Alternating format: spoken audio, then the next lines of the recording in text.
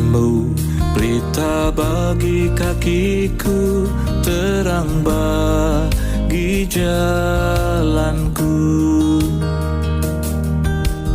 Firman-Mu pelita bagi kakiku, terang bagi jalanku. Inilah Injil Yesus Kristus menurut Santo Matius. Dimuliakanlah Tuhan. Injil Matius bab 5 ayat 1 sampai dengan ayat 12. Pada suatu hari Yesus naik ke atas bukit sebab melihat orang banyak. Setelah ia duduk, datanglah murid-muridnya kepadanya. Lalu Yesus mulai berbicara dan menyampaikan ajaran ini kepada mereka. Berbahagialah orang yang miskin di hadapan Allah, karena merekalah yang empunya kerajaan surga. Berbahagialah orang yang berduka cita, karena mereka akan dihibur.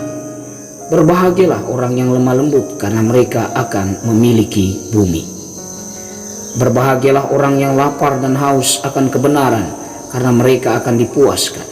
Berbahagialah orang yang murah hati, karena mereka akan beroleh kemurahan. Berbahagialah orang yang suci hatinya, karena mereka akan melihat Allah. Berbahagialah orang yang membawa damai, karena mereka akan disebut anak-anak Allah. Berbahagialah orang yang dianiaya demi kebenaran, karena merekalah yang empunya kerajaan surga. Berbahagialah kalian jika demi aku kalian dicela dan dianiaya, dan kepadamu difitnahkan segala yang jahat. Bersukacitalah dan bergembiralah, sebab besarlah ganjaranmu di surga. Sebab para nabi sebelum kalian pun telah dianiaya. Demikianlah Injil Tuhan. Terpujilah Kristus.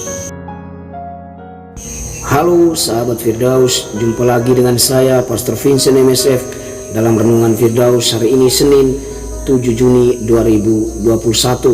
Salam sehat dan bahagia selalu untuk Anda dan keluarga Anda dimanapun Anda berada. Semoga Anda tetap bahagia apapun keadaan dan situasinya.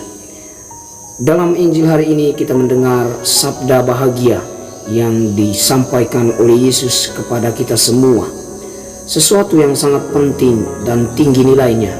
Dalam bahasa kitab suci itu selalu berada di tempat yang tinggi, di atas gunung atau di atas bukit, dekat dengan Tuhan atau Allah. Hari ini Yesus menyampaikan sabda bahagia dari atas bukit, mau memperlihatkan kepada kita bahwa sabda bahagia itu disampaikan sangat penting dan sakral. Ada dua hal pokok yang disampaikan dari sabda bahagia Yesus ini, yakni keadaan atau waktu saat ini atau sekarang, dan juga waktu yang akan datang. Tentang waktu saat ini Yesus mengatakan, berbahagialah pada apa yang terjadi saat ini, apa yang kita alami dan apa yang kita lakukan pada saat ini. Karena pada masa mendatang atau sesudahnya, kita pun akan memperoleh buah-buah kebaikan dan penebusan dari apa yang kita lakukan atau dari kesetiaan kita pada saat ini.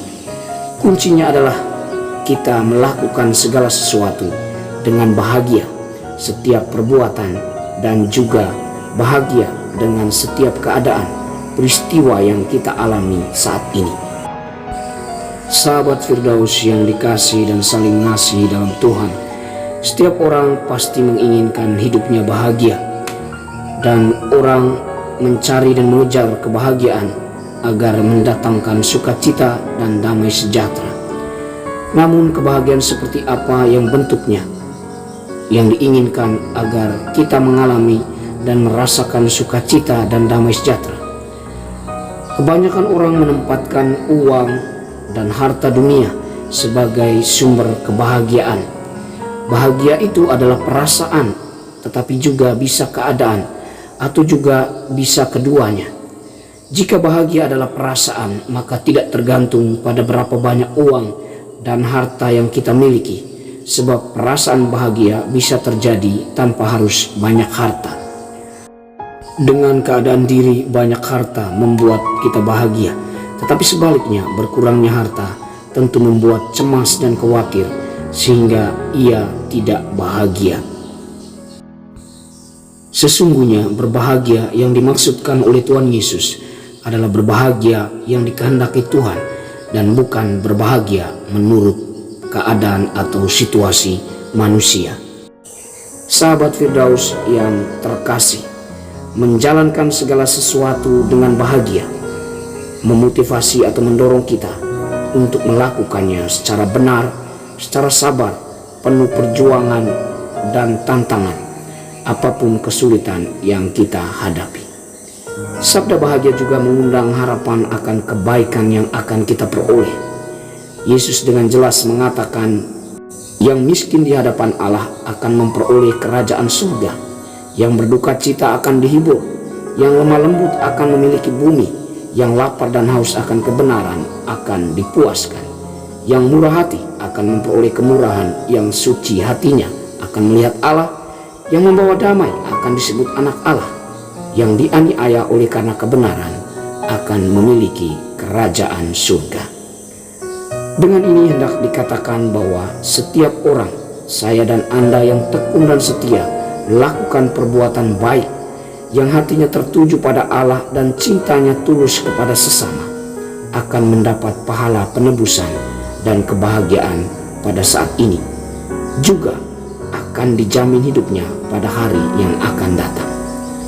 Maka orang-orang seperti inilah yang disebut oleh Yesus sebagai orang yang berbahagia. Bahagia di dunia, selamat di akhirat.